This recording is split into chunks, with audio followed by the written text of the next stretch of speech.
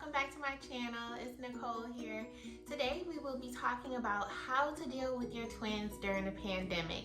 As you guys know, this can be a very scary time, especially with the unknown. And of course we know babies can't get vaccinated, little kids can't get vaccinated, but for the most part everything is pretty much unknown.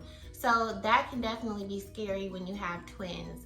Going out into the world and possibly contracting the disease, and then also too not knowing whether it can be fatal or not, or whether it's like a common flu that you can get over. So stay tuned. I have some tips for you guys that will try to help you get through this pandemic safely. So number one, I wanted to start off saying disclaimer that I am not, in no way do I work for the CDC or anything like that. These are just things that I do with my family and that we have been able to stay safe. I am vaccinated, my husband is vaccinated, but my 6 children are not. So in that case, these are precautions that we do, and thank God so far nobody has caught COVID. So number one, we sanitize our house weekly with bleach. So when we sanitize, and I mean like super sanitize everything, down from toys to walls to floors, everything. We'll put a little, bleach water together with soap. We'll like mop the floors with it. We put bleach in everything. Put a little cap full in like the water for like towels, things like that. We bleach everything in the house, doorknobs, windows. So we're making sure every week that we do like a deep cleaning. And what we'll do after that, so like the kids aren't getting the strong fumes inhaled in, we'll go out for like most of the day. There's like going to a park where it's like an open area where they can get out and have fun, but not really right up on other people that they could possibly catch things. We go somewhere like that, so they're not being exposed to the fumes, or also too by going out into the public being exposed to other people. So we just kind of go to like a secluded area or a secluded park, and we'll stay there for a few hours until it's safe to come home, and from there we'll start our weekly routine. I know a lot of people say you shouldn't clean with bleach or harmful chemicals, but I'm old school, honey. When I grew up, I had bleach, and that's how I do things here. So I clean with bleach. I know it kills germs. They use bleach in hospitals, so that is what we clean with. They do have other natural cleansers if people prefer to use those. Myers is one of them. There's a lot of other like natural cleansers I know people use, and different essential oils to use things, especially if your kids have a lot of allergies or skin allergies. That may be something that you can do or would like to do. But in this house, we use bleach. Number 2 is doing laundry daily. Now with 8 people total in the house, this can be a bit much. But like I said, what we usually do is have Sunday as our work day. So we do everything on Sunday. Meal prep, make sure homework and everything is done for the week, make sure our lesson plans are out for the week. We do the bulk of the laundry every Sunday. But every day we are actually washing like sheets, pillowcases, comforters, towels, things like that. And then like the clothes, of course, since they aren't going outside of the house really. I homeschool, we do everything from home. So the only time that they are going out, if it's like a doctor's appointment, or like I said before, if we're going to like a park where it's like not really populated and they just want to get out to like run around. So we'll wash those things daily just to make sure like, they're not going to bed on like dirty things or something that could be contaminated or have germs in it. So we wash little items like that daily. But once a week on Sundays, that's when we do like the bulk of our washing. That's the clothes, the everything that we didn't get from like our little daily washes on Sunday.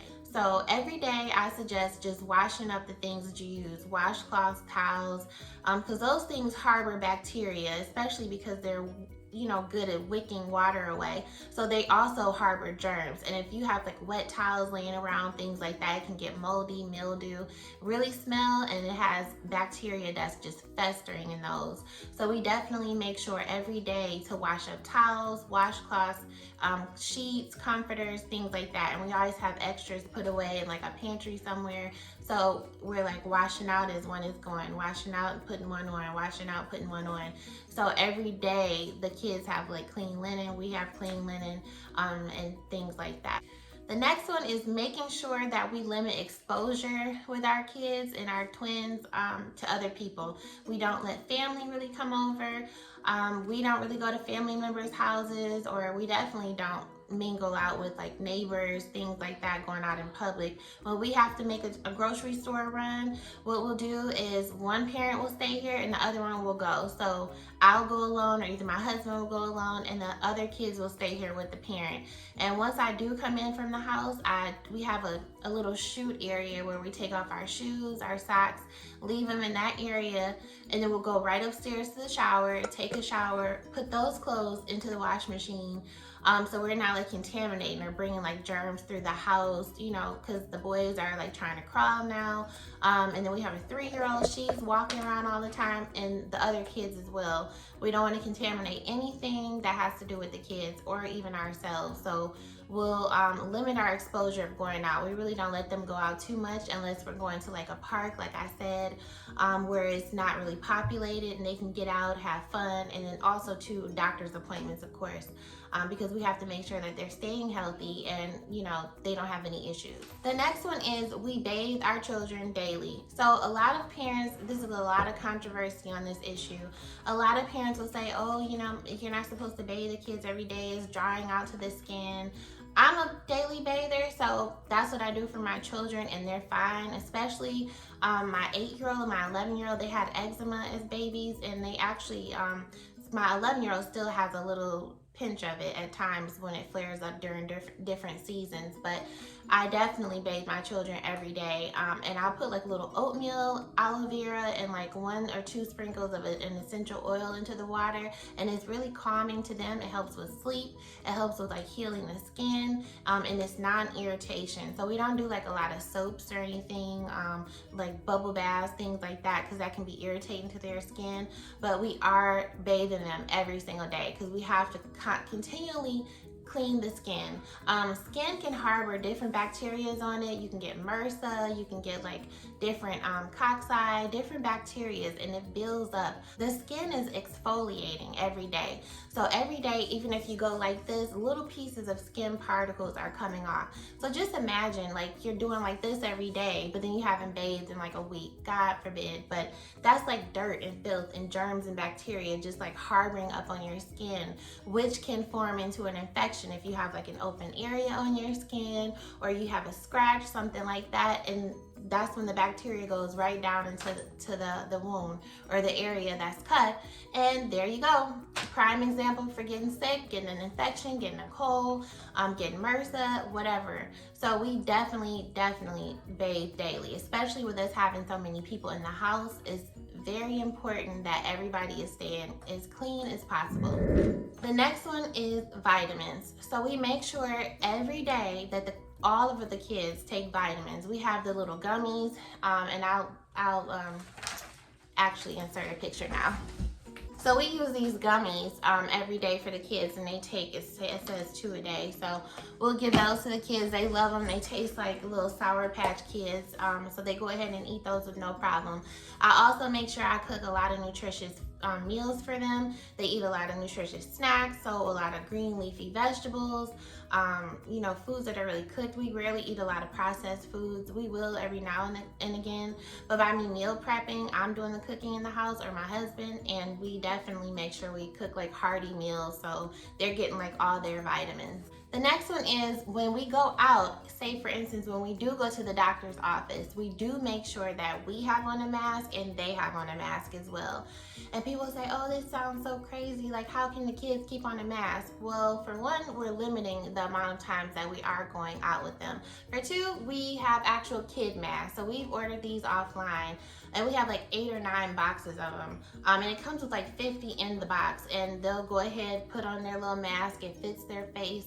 And we have no issues with them wearing the mask. So if somebody has like a scratchy throat, or they woke up that morning and didn't feel good with like a headache or something like that, we'll have them put 2 masks on if we have to go out somewhere. So they do have kid masks. They wear them. We put them on around the babies', you know, faces, especially since they're always like biting their little hands and you know, babies cooing and different things like that. We don't want anything flying in or, you know, contaminating them where they could get sick. So we also put the mask on the babies as well. And we have like a little car seat cover that we put underneath the car seat. So call it overprotective, but we have been safe.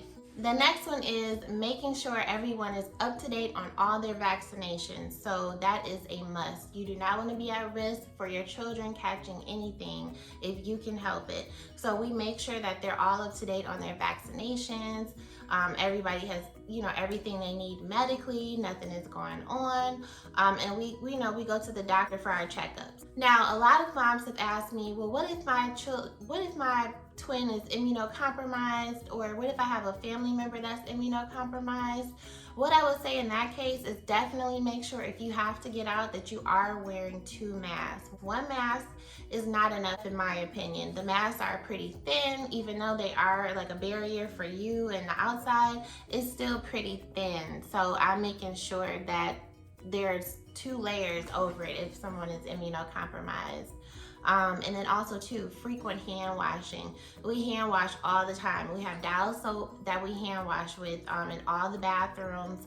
So, you know, I know you guys love those sweet smelling hand sanitizers and, you know, lotions and different soaps for the bathroom. Well, we have them, but we rarely use them now, especially during this time, because you don't know what's going on or how people are getting or contracting it. So what we do is every time we go to the bathroom, we have bars of Dial soap, we have the pump Dial soap. That's what we use to wash our hands with from the bathroom. And we're doing frequent hand washing throughout the day, period. When someone wants to go eat, grab something, grab a toy, put something back, we are hand washing. That's very important because hand washing definitely decreases on the germ buildup and definitely contaminating and getting different diseases. Also too, mom, so I've been vaccinated, like I said before. I do still breastfeed, and I think that is like the best thing that you can do, especially because your baby is getting the antibodies. So like I said, no one's been vaccinated as far as our kids, but by me being vaccinated, I'm feeling like I'm passing some of the antibodies to the twins. And they, thank God, have never gotten sick with a cold or anything like that. So I make sure I'm eating pretty good to make sure in turn that they're getting all that they need from the breast milk.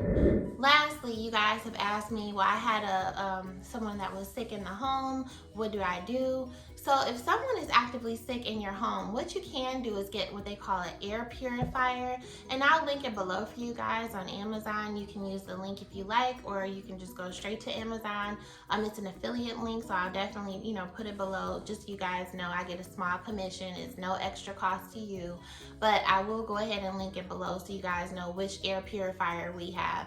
We also have an air purifier for each of the children's rooms. So we'll put it like right outside the doorway, kind of into the room, and then we have one in the hallway, one in our room, one downstairs.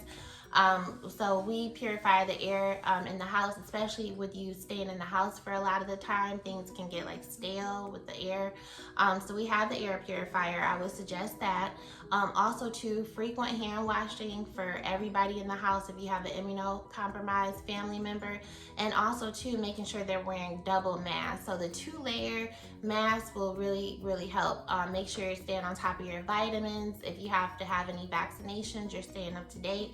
And then if somebody in the home actively does have COVID or another disease, I would just try to limit the room. So have everything that family member needs in that room, except of course if you have to go to the restroom, take a shower, things like that, you'll have to go through the hallway, or it depends on how your house is set up. But just make sure you have Lysol on hand so you can spray that area that the person was in, and just try to limit the rooms and the areas that you have to keep going with that family member, so you're not introducing any germs to any other family members. I know here when my kids are sick or have a cold, I'll just kind of like have off a certain area where the, you know, that kid whoever is sick will be at, and then I'll have everything there for them. So they'll have like a little tray with tissues. I'll have like baby Vicks, or, you know, children's Vicks, Tylenol, Motrin, and it's like a little cart, and I'll wheel it in there. I'll like bring them their food to them on a little tray, so they're not like doing a lot of lifting, getting around, except if you have to go shower, going to the bathroom, things like that. And now frequently, like I said, we wash our clothes daily, as far as like the covers, the sheets, the towels. So I'll be switching things out, making sure I'm washing it in hot water and making sure it's drying on like the hottest setting, because that also kills germs. So just doing those types of things, living in the area. So I thank you guys for watching today. This is how to deal with twins during a pandemic. And also, if you're a mom of multiples, hit me up. I can be found on Instagram at Boss Twin Moms. I would love to have you guys there. Also, I'll link below. I have a digital planner that is excellent for moms of multiples and also twin moms. It is a game changer, you guys. I'm telling you, you will be able to do everything and more with this planner, and it keeps you right on track. So we use it daily in our household. And also too, we do affirmations in the household. We say I am affirmations every day. It helps to just give you that boost that you need for your day, get you on track, put you in the positive mindset. Those are a must, and you can manifest whatever you want into your life. So I'll link all those below, and I thank you guys for tuning in today. Like, comment, and subscribe. Take care.